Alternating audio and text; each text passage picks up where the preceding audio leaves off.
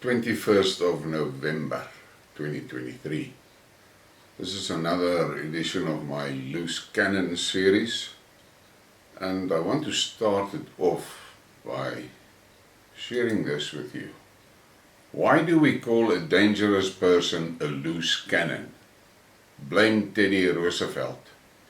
A loose cannon is defined as a dangerously uncontrollable person or thing. It is a phrase that comes up often during election cycles, as candidates try to paint each other as rash and impulsive decision makers. Well, there you have it. And that is why members of the Vaseline gang labeled me a loose cannon. I'm not so sure that I'm dangerous, but I'm not a guy that really cares what you call me. Sticks and stones can break my bones, but words can never. That has been a credo for me, right through my life. I learned it very early on. I have also mentioned that I do not see meetings between people as chance. I'm a guy that believes that there is a plan and a reason why people cross our paths. And for me, and that's a personal thing, I always try and explore all the dark corners to figure out why this person came into my life. But that's me. I've also mentioned that I'm making special decisions in discussions with black people. Yeah, I have to say black people. With black people. Because we live in a country where 95% of the people are black. And there is a thing among many whites. They like to tell you, I know blacks, I grew up in South Africa. Fuck that. They don't know blacks. They know of blacks. And most of their interactions is in the workplace, which is a structured environment. It is only when you talk with them in an informal environment that you can start learning about one another. And I'm always keen to try and establish what a guy's frame of reference is.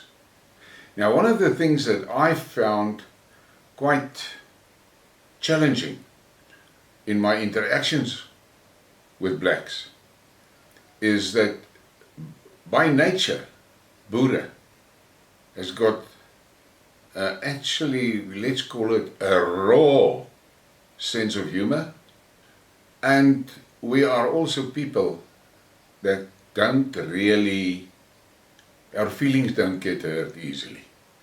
That's why when you listen to two Boere guys talking, the one will make a statement and the other guy will just straight tell him, don't talk cuck, man. Now you're talking cuck. That is a fucking stupid thing to say. That is natural for us. And we don't destroy one another's fucking future by calling a guy stupid. And I had a first-hand experience with it. I was part of that black think tank, and I've told you about it already. And then one night I did that video on how the municipal councillors are stealing the people's pension contributions. And I called the blacks stupid for allowing it. And the uproar was amazing. And what actually stunned me was they kicked me off the think tank for calling them stupid, not for calling out the stealing. And it took me a while to make peace with that, and then at a point I just accepted. That's how their heads work, and that's it. Now, you guys know about my Mr. X and my relationship with him, and I've described it many times, and he gives me lots of things to think about. and talk about.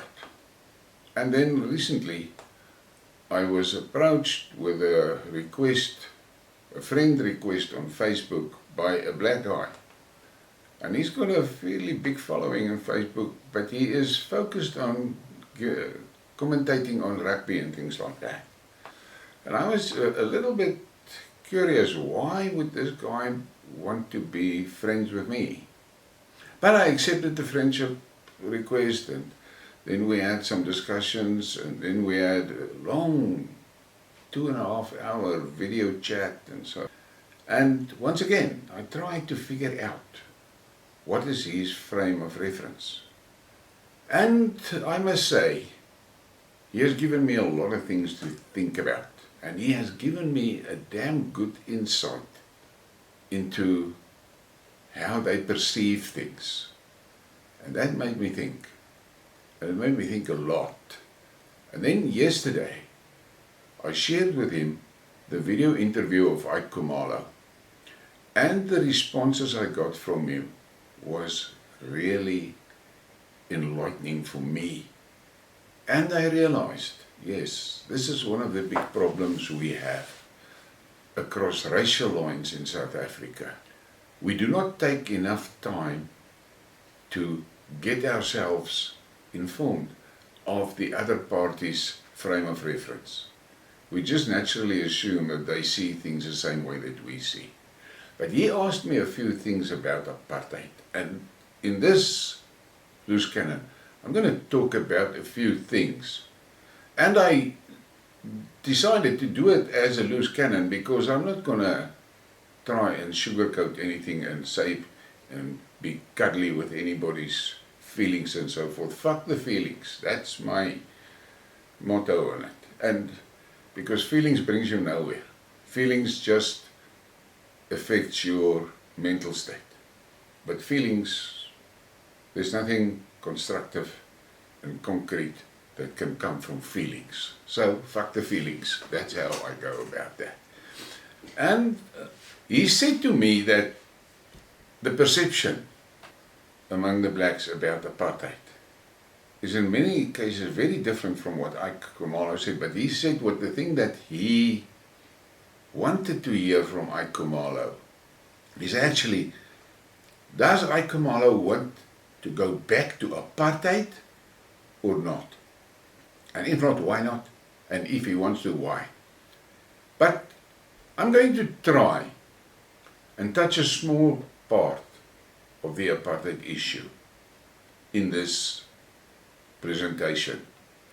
And it's going to be about how our society, in a broad sense, was destroyed by the ANC and the people like Malema. Now, look at this image. This was rural South Africa during apartheid. That is a village somewhere. But just take a good look at what you see there. Look at the space between the houses, and it's clean there. And there is room to breathe. And here's another image. Look at that. That is rural South Africa. And that is where the bulk of the black people stayed during apartheid. The bulk of the black people lived like this during apartheid. This woman, she was out in the field collecting herbs or roots or whatever. But she is safe to walk and do her thing. Her life is not threatened. She went along that road and did her things, her traditional things. And here are two men plowing. Yes, primitive in our view. But they're happy with what they're doing, and what they are doing there is making sure that their family will have food. That is what they are doing. Don't think about, it's primitive and all that. Leave it. That's how it worked for them. Look at this image. This is a teacher at a rural school, and they're happy. and they're safe. That's very important. They're safe where they are there. That was apartheid South Africa. And this is from Zululand. This is a traditional Zulu village, or Zulu kraal. And more from Zululand. Look at that. Take a good look at that image. And look at the environment. And try and imagine the atmosphere in that place. How the people interacted personally. What was their personal experiences there? They were not rich people, for sure. I'm not saying that. And all white people was not rich. There was poor whites, there was middle class whites, and then there was very rich whites. But not everyone was the same. But look at the space in which these people are living. And here is more. Here you can see they had electricity, this place had electricity and things like that. That was typical rural South Africa under apartheid. And look at these two kids. They are kids and they are doing kid things. And that is important to keep in mind.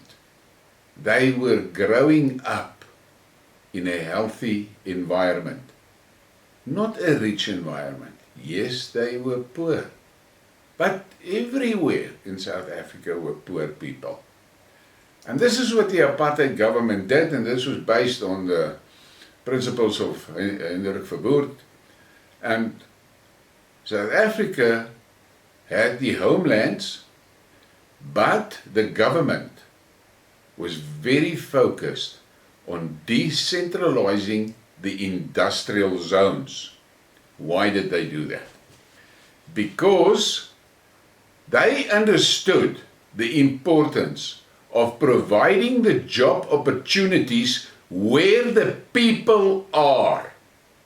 So just outside of this industrial zone, the people were living in their villages and kraals and things, but they had job opportunities close by.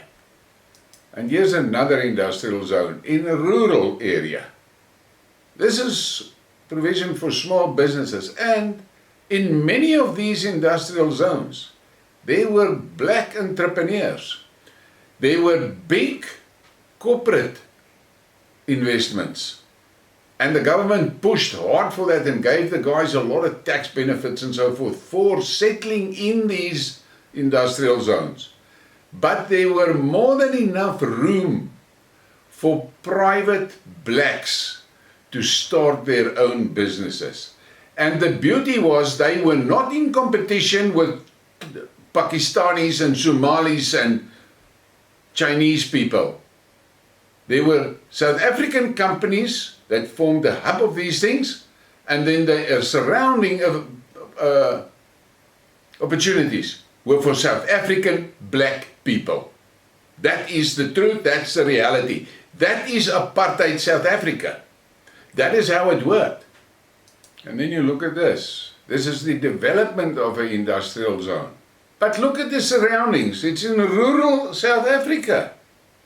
But what did the apartheid government do?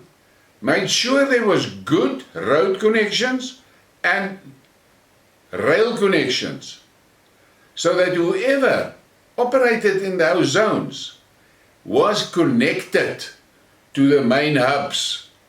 But once again, the job opportunities were created where the people lived. Where the people lived. Here's another example.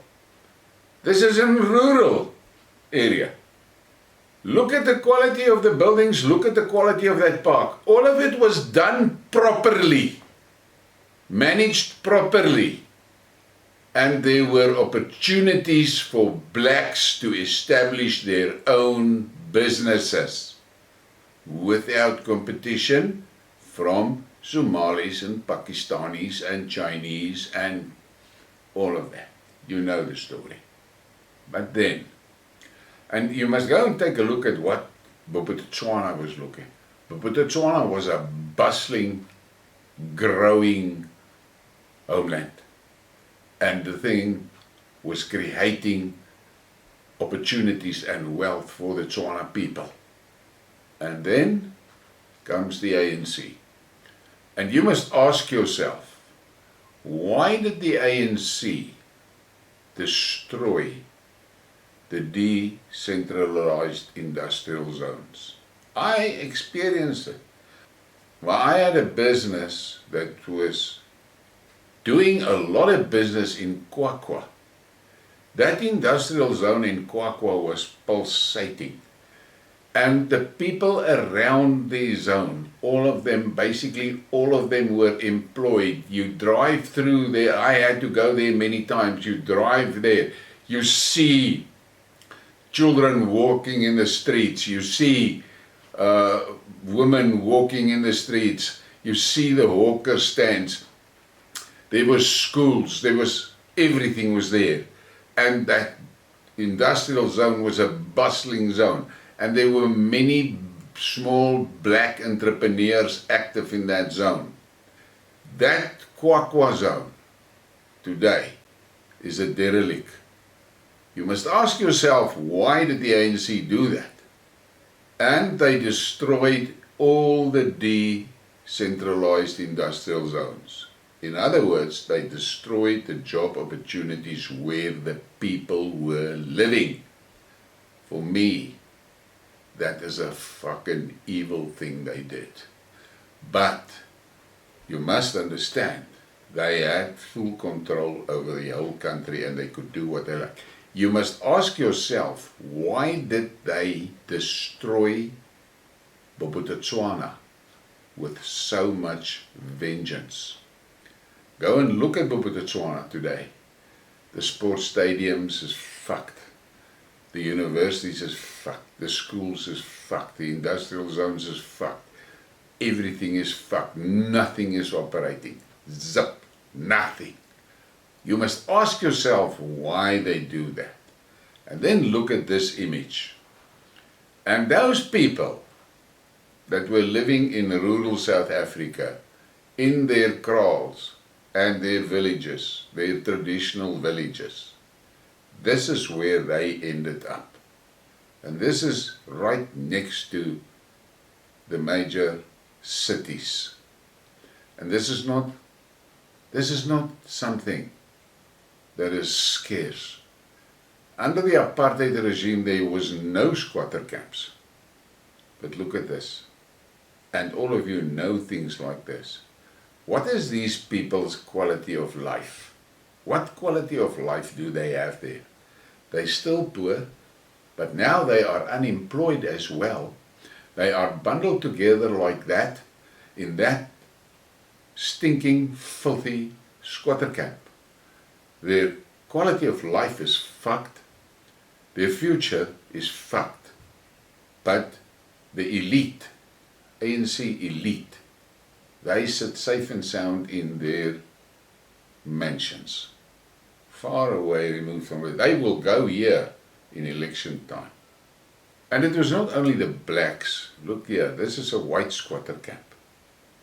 Under the apartheid regime, there were very poor whites, but they were not in squatter camps.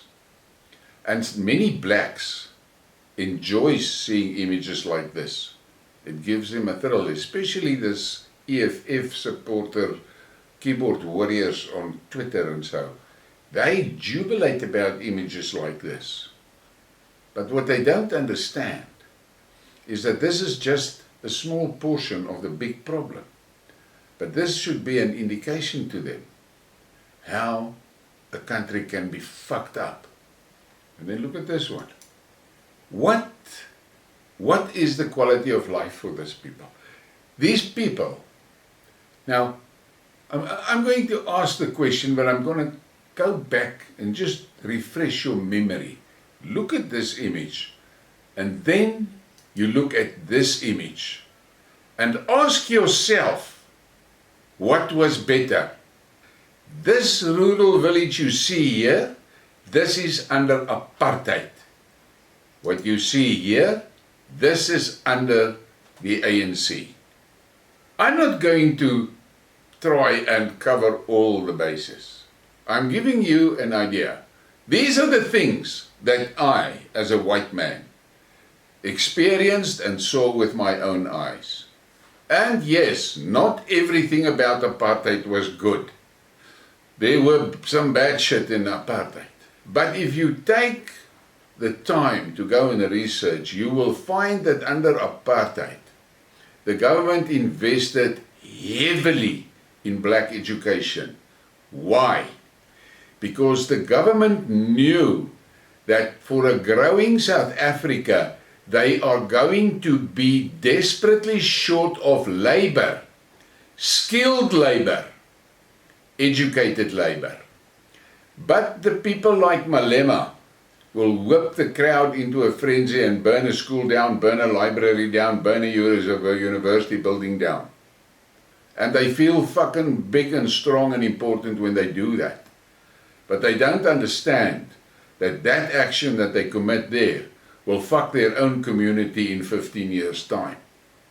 In 15 years' time, the results of that burning, of that school, or that library, or that university building, in 15 years' time, the results, the consequences of that will be in their community, because there's going to be people that is 18 or 20 years old that want to be employed, but they cannot be employed because they don't have skills.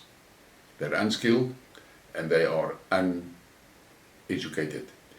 And a big thing about these squatter camps, this environment in which people have to live, total breakdown of family structure, total breakdown of discipline, crime nests. Many of those children in those squatter camps become part of the drug trade. They serve the drug lords and they destroy the other children's lives. But they don't care, because they get money with which they can buy stuff that they need. And this is what you must be aware of as a black person. One of Triple X's famous and most important goals is to destroy your culture. Because they know once they've destroyed your culture, you have nothing to fall back on and nothing that will hold you together. And then they can control you and do with you what they like. So, think about these things. And don't let the politicians bullshit you and whip you into a frenzy with false stories about apartheid. The biggest thing of apartheid, for me as a white man, was the strict separation between races. And there were laws that were prohibiting mixed marriages and things like that. And I was in the legal system in those years. I prosecuted young white men that came to the black townships and terrorized the black girls. I prosecuted many of them. I witnessed how the court constables dished out shots with a cane, because I had a magistrate that did not believe that giving those white guys a fine is going to help. So he gave them the cane. And I've seen it. Yeah, many of those cases went on the review and came back, and then the cane shots were replaced with a fine. And then they had to come and pay the fine, but they already had the shots, so they went double.